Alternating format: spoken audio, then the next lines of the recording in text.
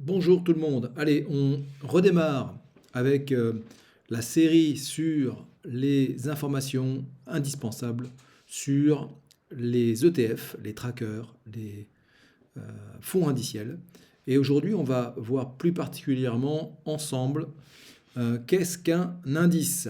Parce que, là je vous le dis tout de suite, un ETF va répliquer à la hausse ou à la baisse les performances d'un indice, quel qu'il soit.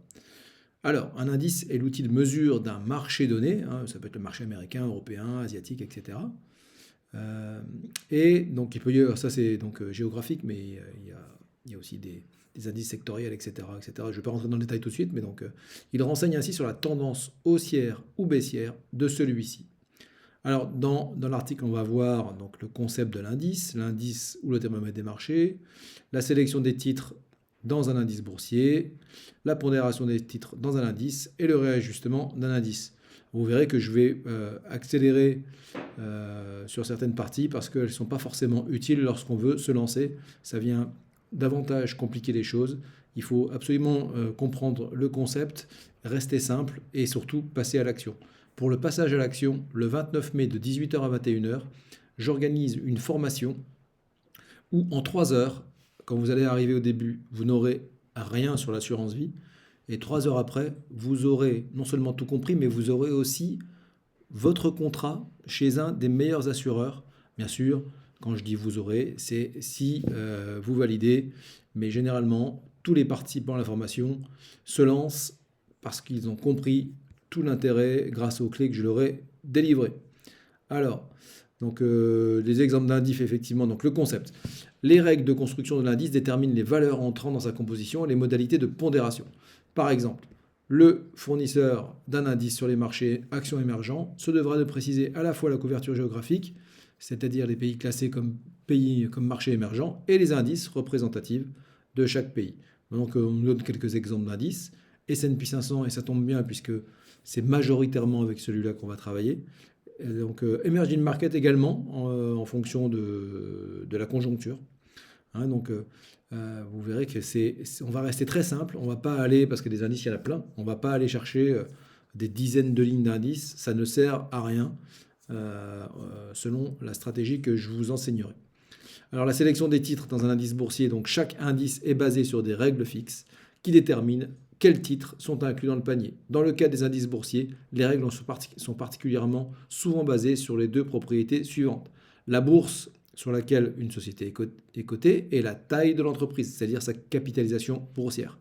Si on prend l'exemple de l'indice FTSE, donc 100, qui représente les 100 entreprises britanniques les plus importantes et les plus liquides cotées à la bourse de Londres, en outre, il existe de nombreuses autres règles permettant de sélectionner les titres d'un indice. Par exemple, l'indice pourrait ne contenir que des sociétés de certains secteurs, comme la finance, l'énergie, l'immobilier. Il y a même des indices sur l'intelligence artificielle, sur l'eau, sur les matières premières. Enfin, c'est vraiment extrêmement complet.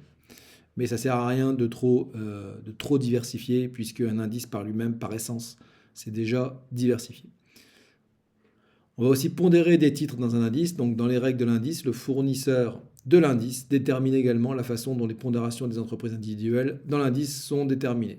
C'est ce qu'on appelle la pondération de l'indice. Les indices les plus courants sont pondérés en fonction de la capitalisation boursière. Donc, retenez ça. Donc, la principale pondération, c'est la capitalisation boursière. Et dans ce cas, l'indice pondère les entreprises individuelles en fonction de leur taille. Ainsi, la plus grande entreprise a le plus grand poids dans l'indice. Tout ça est très logique. Pour ceux qui ne le sauraient pas, donc un petit rappel sur la définition de la capitalisation boursière, c'est la valeur totale des actions d'une société cotée en bourse. C'est-à-dire que le nombre d'actions multiplié par sa valeur en euros ou en dollars ou dans la monnaie où c'est diffusé. Si on reprend l'exemple du FTSE 100, donc FTSE 100 est également pondéré par la capitalisation boursière. Seules les actions librement négociables, également appelées flottants, sont prises en compte. La capitalisation boursière qui en résulte est inférieure à celle qui résulterait d'une méthode de capitalisation boursière complète. D'autres méthodes utilisent une pondération égale, une pondération par les prix ou une pondération par des critères de sélection fondamentaux tels que le rendement des dividendes. Alors tout ça, je vous le dis très clairement, on n'en a pas besoin. On n'en a pas besoin. Je vais passer très vite tout ça, le réajustement, etc. etc.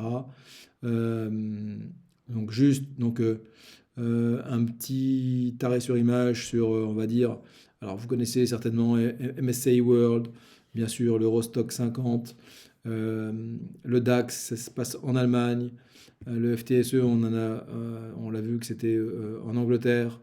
On a aussi le Dow Jones Industrial Average, donc tout ce qui est aussi entreprise japonaise. Et donc là, on a donc le nombre d'ETF disponibles. Et donc nous, ce qu'on va plus particulièrement rechercher, ce sont les ETF. Enfin, c'est l'ETF, un ETF, mais celui-là, je vous le délivrerai à la formation le 29 mai. Où il y a aussi une date le 3 juin, le samedi 3 juin, toute la journée. Alors là, ça se passe en présentiel au Novotel Golf de la Grande Motte, un magnifique endroit, c'est sur le golf, c'est à la Grande Motte, au bord de la mer.